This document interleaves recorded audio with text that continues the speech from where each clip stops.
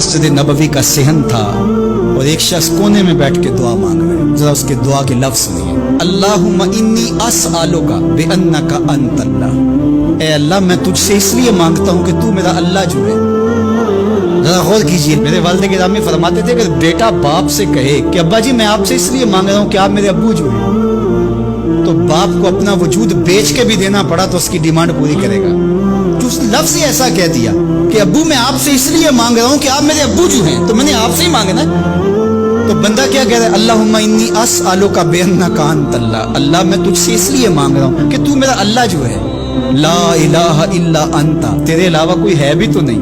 انت الاحد الصمد الذی لم یلد ولم یولد. تو ایک ہی ہے، واحد ہے، اور کوئی ہے ہی نہیں جس در پہ جاؤں. کوئی چوکھٹ نہیں ہے جہاں دامن پساروں، کوئی دہلیز ہی نہیں ہے جہاں جھولی پھیلاؤں.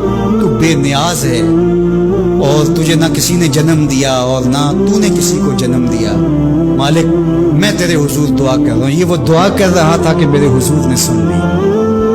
تو ایک صحابی کو فرمایا کہ یہ جو دعا کر رہا ہے جو مانگے گا اللہ عطا کرے گا. اس نے مانگا ہی اس ڈھب سے ہے، اس ڈھب سے ہے. ایک دعا اور سن لیجئے جو سیدنا علی المرتضیٰ رضی اللہ تعالی عنہ رب سے مانگتے. اللہ اکبر. مجھے تو آج سارا دن اس دعا نے نحال کیے رکھا.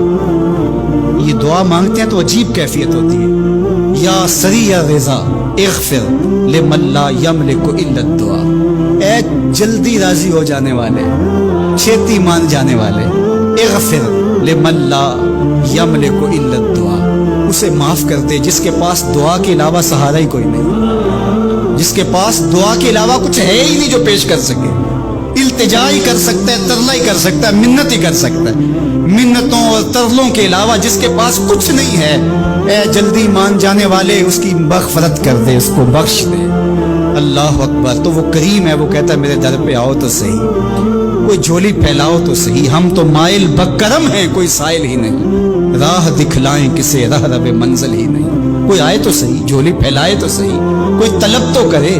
دنیا والوں سے مانگیں تو ناراض ہوتے ہیں، اللہ سے نہ مانگے تو ناراض ہوتا ہے. اللہ کہتا ہے مجھ سے نہ مانگو گے تو پھر کس در پہ جاؤ گے؟ قل ما یعبؤ بکم ربی لولا دعاؤکم. اگر تم نہیں مانگو گے تو پھر وہ بھی پرواہ نہیں کرے گا. تم مانگتے رہو گے، جھولی پھیلاتے رہو گے، وہ اپنی رحمتیں تمہارے دامن میں ڈالتا رہے گا. اس کے خزانوں میں کوئی کمی نہیں آتی. ہر بندے کو اس کی ڈیمانڈ کے مطابق، چاہت کے مطابق، طلب کے مطابق، آرزو اور تمنا کے مطابق دے دے. اس کے خزانوں میں پھر بھی کوئی کمی نہیں آتی. تو اس